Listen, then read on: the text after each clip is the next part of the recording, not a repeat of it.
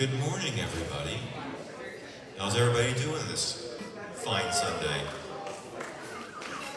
That's good enough for me.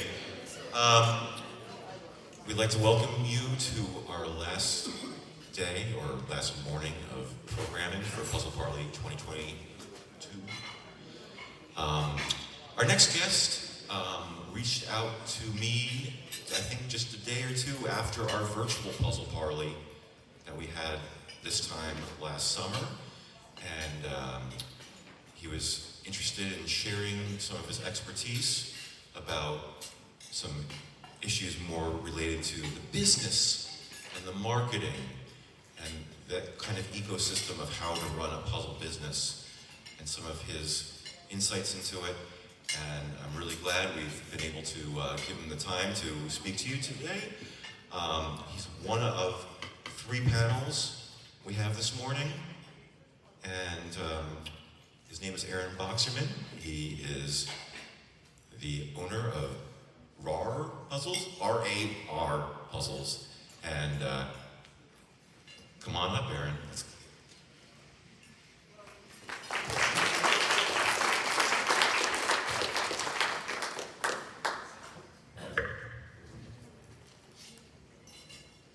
Good morning. Is this good tone right here? Good sound? All right, well, thanks, Chris, for that intro. So when I was thinking about what I wanted to talk about, I'll go into a little bit about my background real quick, but I was just, I was thinking about, should I talk about some marketing and sales tips and that sort of thing, and everyone has a kind of a unique business, and it doesn't necessarily apply to everyone, and there's loads of information out there on how to market your business and blogs and loads of videos and that sort of thing. So I kind of wanted to focus on something that's a little different than maybe what you were expecting, but we'll find out. More on the business strategy around puzzle business. So I've tried to make this presentation hopefully relevant to anyone that has a business, puzzle or whatnot, but we're going to focus on puzzles today. So that's just kind of a little context. I don't know if anyone's ever seen this quote before, but there's a little truth behind it when it comes to building a business that's nimble. You have to be able to adjust to a changing market. So I'm just going to spend a few minutes. I have about 183 slides or so to go through, and to discuss the business strategy.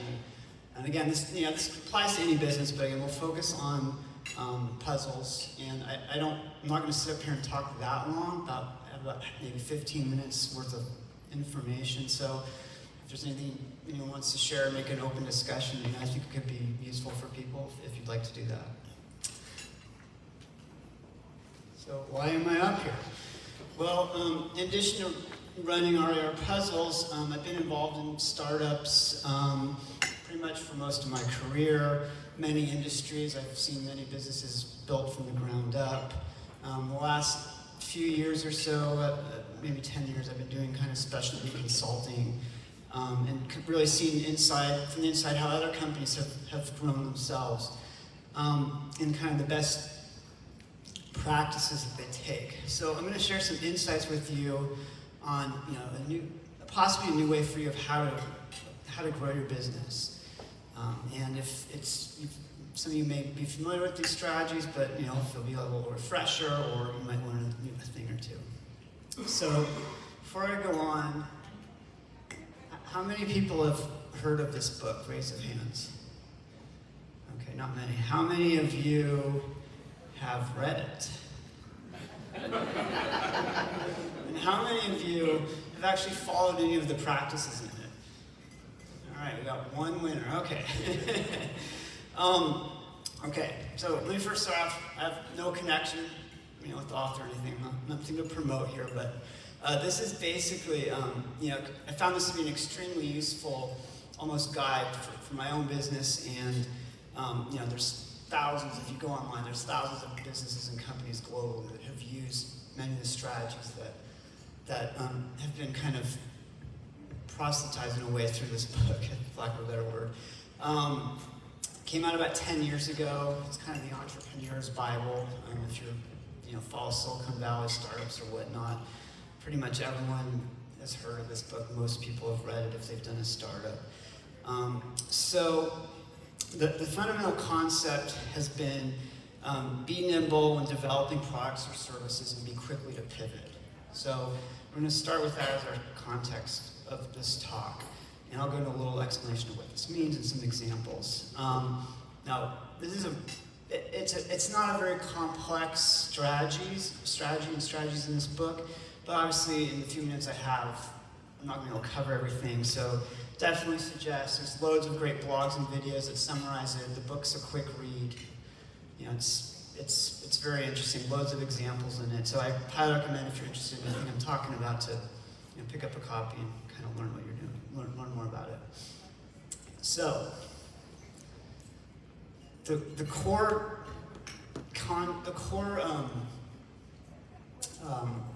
approach and component of the lean startup is called the MVP. It's obviously not the first two, but it's the minimum viable product there.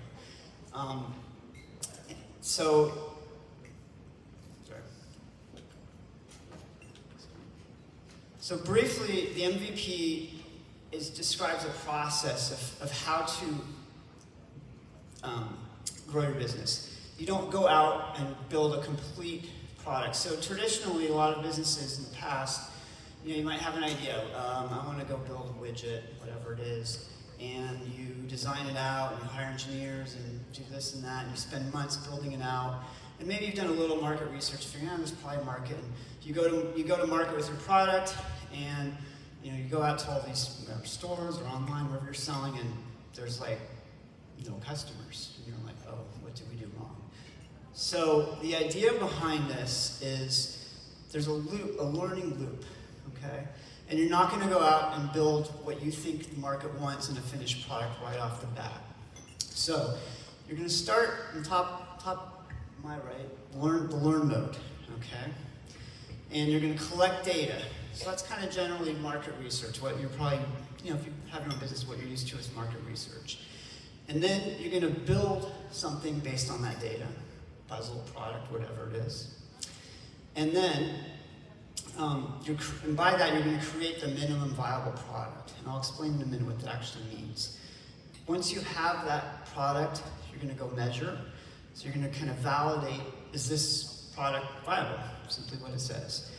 Take that, collect data, go back to the learn process, and you keep going round and round until you have essentially what I described before is the finished product eventually but you know for a fact that there's a market for it, the customers want it. So it goes back to you're out with the slow ways, right? You're not doing this year-long process to come out with a product, but you're focused on this little loop that's quick and quick.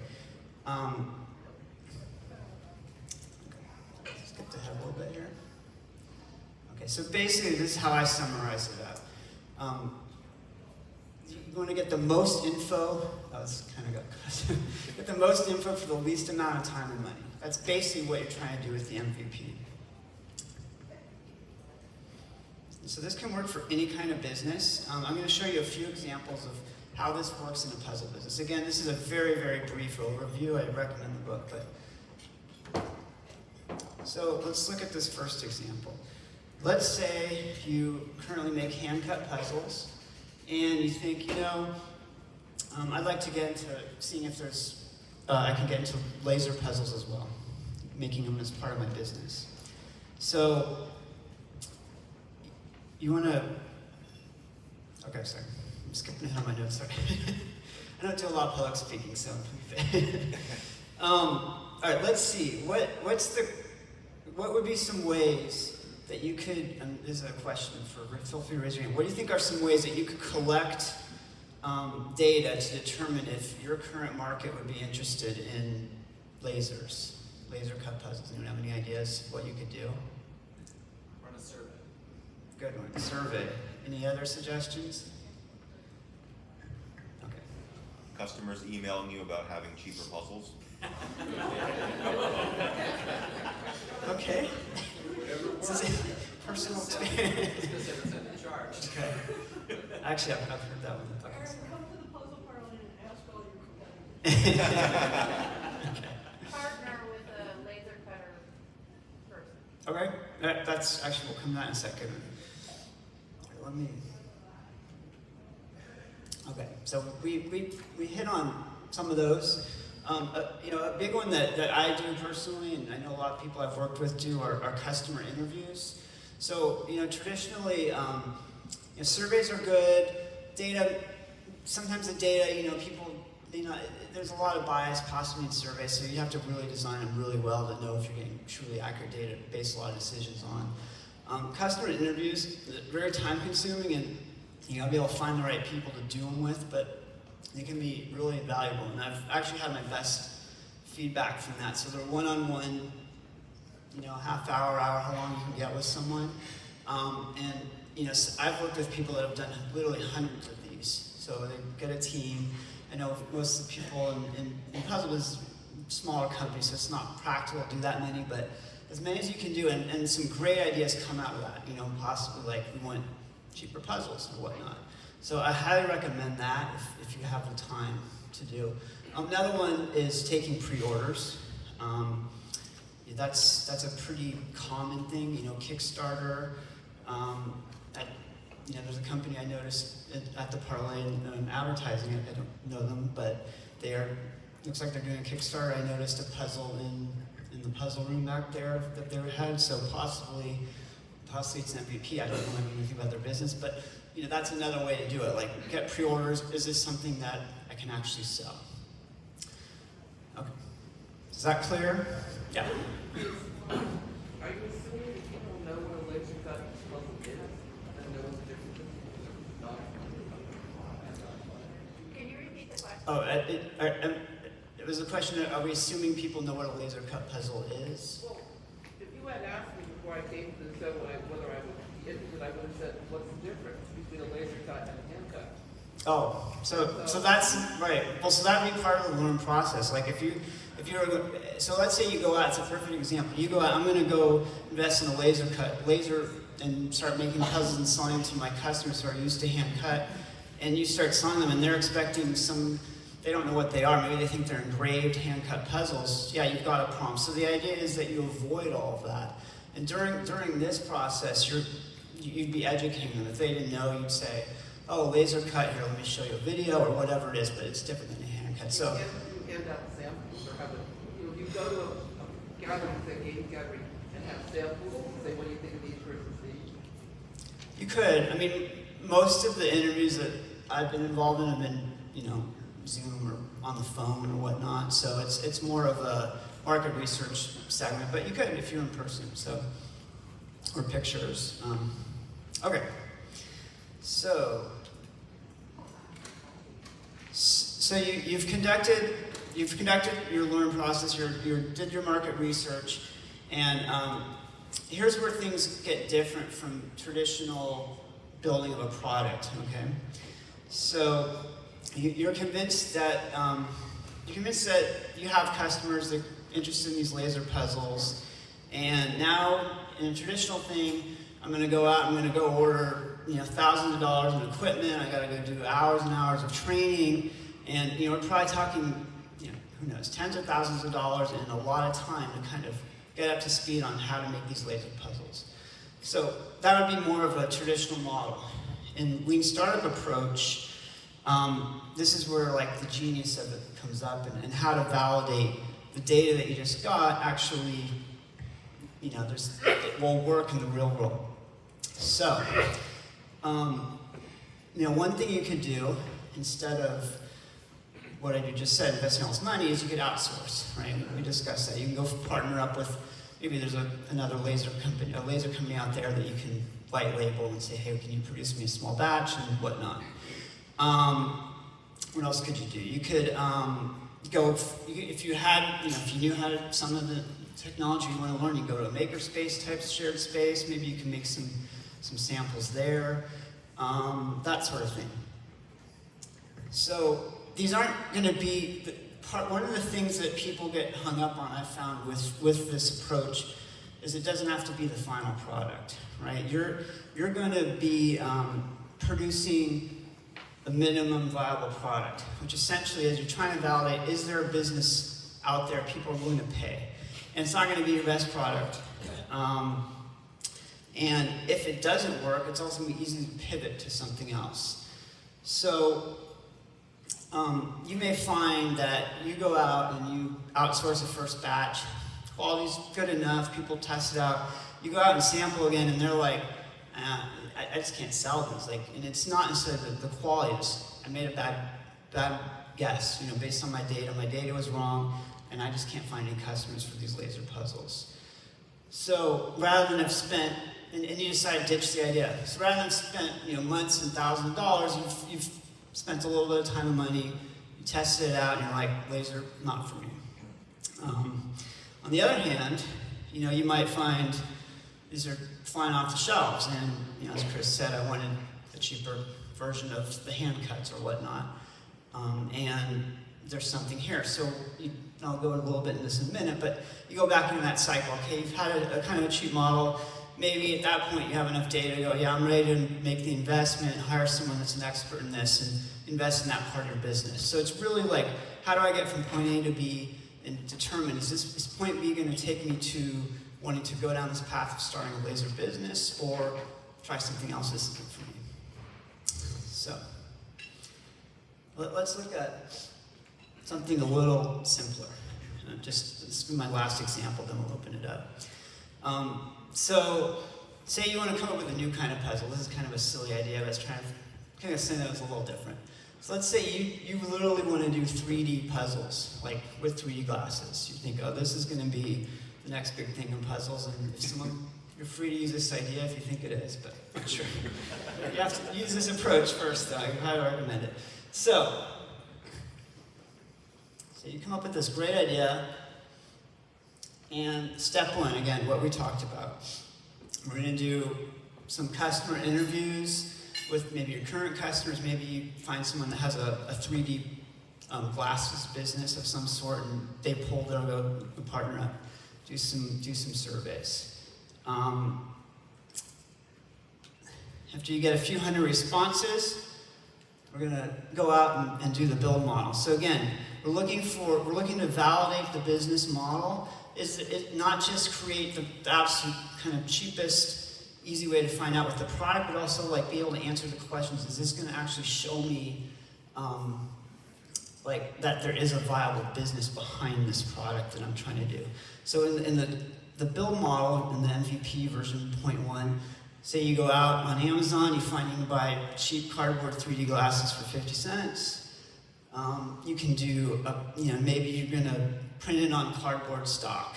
Simple test, very limited run, and if you say you already have a website, you're going to add this as an upsell. So you're in your checkout, in your cart, and last thing is, hey, we got this new great product. They're 3D puzzles. It's cardboard, sorry, it's not wood, but we think you're going to like this, and $2.50, something dirt cheap, just to see like what kind of feedback you get on the buying loop. So you go out, you do this, and make it very clear it's not wood. You might have some unhappy customers, and then see what happens. So now you've put this out, and you have some data, but 0 buyers. You had 183 people have come through your store, have bought a wood puzzle. Not one person has even added this to the cart, let alone buy it. So now you need to figure out why. Is this, you go back to your learn stage, figure out, do I need to do a different kind of test? Do I need to go back and sample people? Is this idea just ridiculous and no one's ever wants to do a 3D puzzle? So at that point, that's what you're kind of trying to validate. On the other hand, let's say you're getting a 50% conversion rate. So half the people that you upsell this to hit add cart and actually buy it. You start shipping them out. So now what you have is you have some great data. You see people are like kind of curious about what is a 3D puzzle. Price point's pretty cheap, so it's kind of a no-brainer maybe for some people. But so the next stage is what's like version essentially 2, I'm calling 1.1. What's the next version of your build? So then you're like, all right, well, I really want these to be in wood, as cardboard isn't my thing. So now I'm going to figure out a way to make a very inexpensive wood version. Maybe again, you could outsource it to a laser. If you're not in the lasers, you can outsource it to a laser company, whatever it is. Maybe you come up with a $10 price point and do the same thing. And now go back and do the same process. Put it on your store, do an upsell.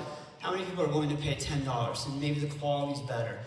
So eventually you keep doing this cycle, and it keeps going well, and you're having high conversion rates. So 3, 4, 5, who knows, however long it takes to get to that final product stage, you have this hand-cut 3D laser print, 3D puzzle, you're charging whatever, $300 for, and getting loads of customers. So you've proven it along the whole route. You've validated the business. You haven't invested a lot of money along the way. Each stage, you've kind of incrementally figured out with data and whatnot if this is going to work.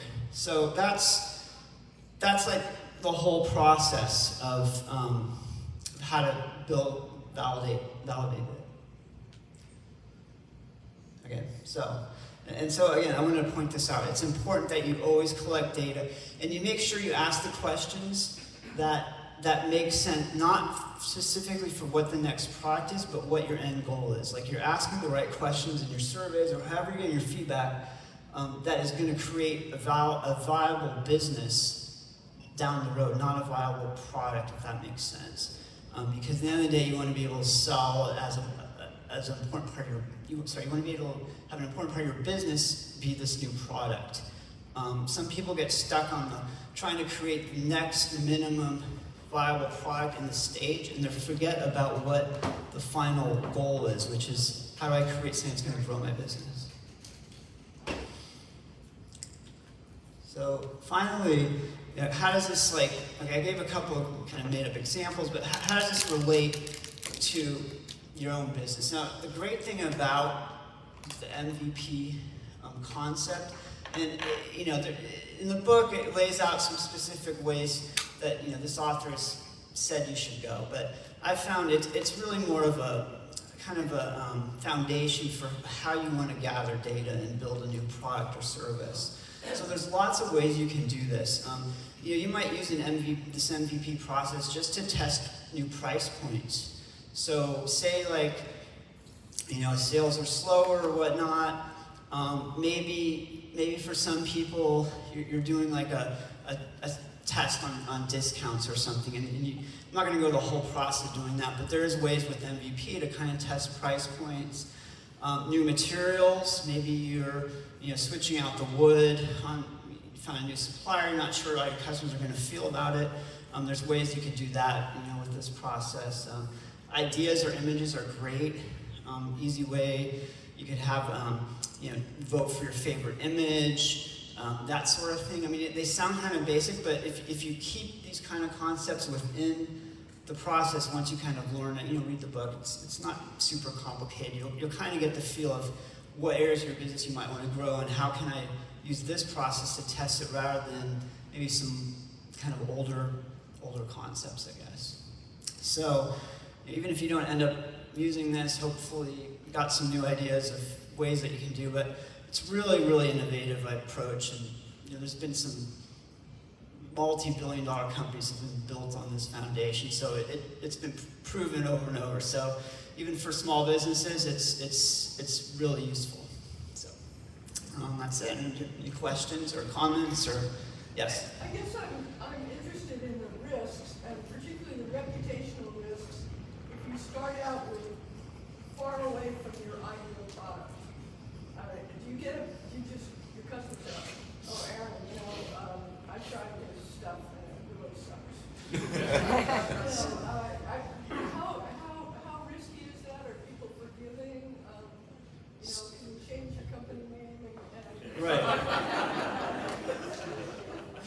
Right. That's a great question. So there's a few ways to approach it. Depends on what you're trying to do. So one is, I have seen that where you create a DBA or something where you're testing it, something totally unrelated to your brand, if you're worried about that. What I've done, and people I've worked with, we've done is we've gone it's a little different than I don't manufacture puzzles, so I was trying to relate it to something a lot of people in here do. But you know, in other types of businesses, you'd probably go out to your best customers who you have great relationships with, who trust you, and you know, and it's a very small sample, but enough to get a data in the first pass. And you'll be like, you know, look, we're trying something new. I want to send this out to you. Give me your thoughts, you know, that kind of thing. So I've heard like puzzle cutters doing that, where you might have a new design or whatever, you might send it to a couple people. So that's a little bit of the MVP process. The risk with that is, are you getting valid data because maybe you're close with them, they don't want to hurt your feelings and that sort of thing. So it is something to consider.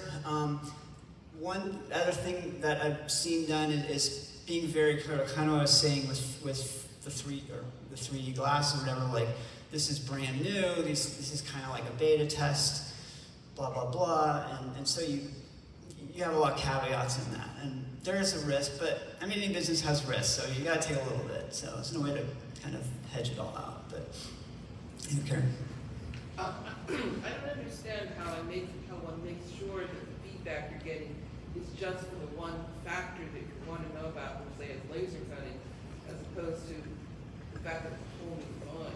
So it could be that people don't like the new puzzle because they don't like the puzzle, as opposed to they don't like the laser cutting.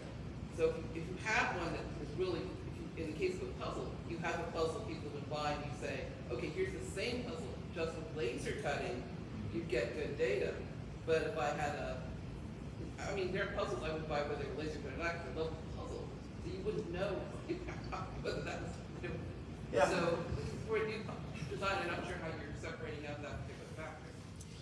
So I think, so again, I think that goes back to, I think, the difference in what I've done. And again, I've done this a bit in puzzles, but not in relation to manufacturing, because I don't do that. I've done it in testing out new parts of my business. But the one-on-one interviews, if you have the time, I've always found those to be the most valuable. So hopefully that will come out. Otherwise, I mean, you should be able to design surveys that, and it's true. And so maybe you keep testing, right? Like, and that's the point too of the MVP. So you have a control. You keep going in a circle, and you've basically like filtered out. Okay, I've determined that. Let me just think for a sec. What would be an example? So okay, so you could do a test. You could do your second build. Could be you send out a free laser. Maybe you do some small puzzles and go, hey, you bought this puzzle, and if it was viable, I'm sending you a 50-piece laser version of the puzzle you just bought. And that's a little, not quite MVP, but kind of a twist on it. And I want to know what you think. So now you know it's the same image. Maybe even use a similar cut, so pieces aren't too different. That way you're kind of, you're not going to do everything, but you got to take all the data and make a decision. So, yeah. I just thought, with Karen's comment, you could sort of do what's called A/B testing to sort of narrow down the factors that people are judging. So say you do a lot of conventions where you're selling your jigsaw puzzles. At one convention, you bring the same design as hand cut, see how it does with your customers. Next convention or the next day, you have the same puzzle, but it's laser cut, and that way the design is the same. Manufacturing process is the only thing that's really different. So that way you narrow down the factors that your customer is sort of judging their overall satisfaction upon. Might be a good way to sort of also, sort of hone in on what your customers are interested in, or getting good feedback about your product. Right. So yeah, if you want to take like Chris's puzzles as an example, like it's a great example, A/B testing, like new colors, right? Maybe you decide, I think there's a whole neon colors, and they'd love it or something, and blind you. And so maybe you do one, right, an MVP is it's simple to paint maybe just one piece on the top a different color. Have that as, hey, you might like this version instead of this once they add it to the card or something. So, there's lots of ways to test. Yep. Or let me. Yeah. Well, I was going to say, though, that you never get perfect data. Like, I work with data for a living, and it's always missing stuff. It always lacks detail. It always has things that are wrong in it. Like, the best data, you read about scientific studies, there are errors in that data, 100%, guaranteed. So at some point, you just have to take whatever information you have and make your best decision based on it. I agree with you. It seems like they're using your own customers for stuff they already like, for a bias, for example. So if you've been selling lovely hand-cut wooden ones where in some sense the emphasis is on the quality and the uniqueness, and then I'm offering something less expensive which looks as good, but which they can't say if they're buying it as a gift because it was hand-cut. Or if you're going, your current market is very well to do because they can afford your hand-cut. I mean, I learned from, again, Annie, that one of the things about Stave's success is that they sought out really wealthy people. Their marketing, they had lists of people who in some sense could afford it. And so I noticed all the journal, there's an article in the Times type level of newspaper about Stave every year, I'd say, or every month actually. And they always comment that Bill Gates buys them, or President Bush bought them, or something. Thinking, well, I'm sure Gates has no trouble affording it. But I mean, if you suddenly started selling fluorescent colored puzzles, or you had a new line, and your previous customers like traditional, you might not get useful data. So how do you somehow find those customers? The new customers. The new customers. Well, so I think this could be like a day-long.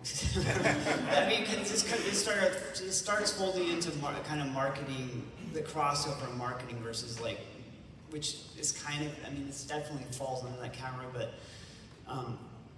yeah, I don't know. I don't know if I could address it because I'm thinking right now there's a lot going through my head, but I agree. And then this was just an example. I mean, like I put up here, it could be a lot simpler things, right?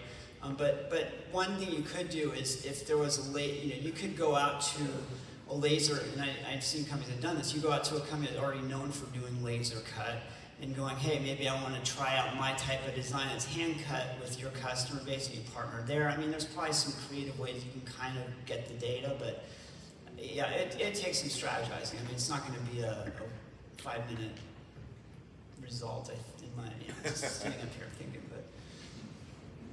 I was going to say, having done anything, part of the piece that's helpful for this group is one of the premises is sort of keep your powder dry until you know you've got a market. And so you don't go out and buy 1,000 boxes because you're convinced that there's horse lovers out there that are going to love it. You don't cut, a whole inventory until you know there's really a market. And that's kind of the piece that so many businesses go under because they spend all their cash and they realize, oh, if I made it fewer pieces or more pieces or whatever, I would have had a market here, but I got one variable wrong. And so I think that's the piece that's really applicable here. Try to keep it small and test until you're sure you've got a market and there's a buyer there, and then go invest in your boxes or your inventory or whatever pieces when you've got some feedback. Anyone else? Oh. Well, it just sounds like what you actually based everything on is that everybody wants to expand their business, or most. And I guess you want to take the greatest risk with the most minimal outlay. Is that right? I don't know if I'd say the greatest risk. I think the idea. Well, I mean, in comparison to the variable of what you want to put out, just like was just said about taking X amount of thousands of dollars into this one end product. I think it's, so I answer. I think it's minimum. I think it's how to grow your business with the minimum risk in a way, with the maximum results. Because, sorry, I don't know your name, but I totally agree. Like, loads of business. There's a million case studies on this. Companies go out and buy so much inventory and expecting to have huge growth, and nothing sells, or economy turns, or whatever it is, and they go under. I mean, it happened millions of times. So how do you keep your costs low, get the most data you can? Again, that slide earlier on. If you keep that, actually, for me, even though it's a very simple thing. Like, I always try to go back to this statement when I'm kind of thinking this out. Like, what can I maximize my time and money out of for to get the most information. If you can kind of keep that in the back of your head, whatever you're doing, you should be, you know, at least successful in getting the information you need. Whether the product works or the service, you know, it's questionable, but at least you know you haven't wasted your time and money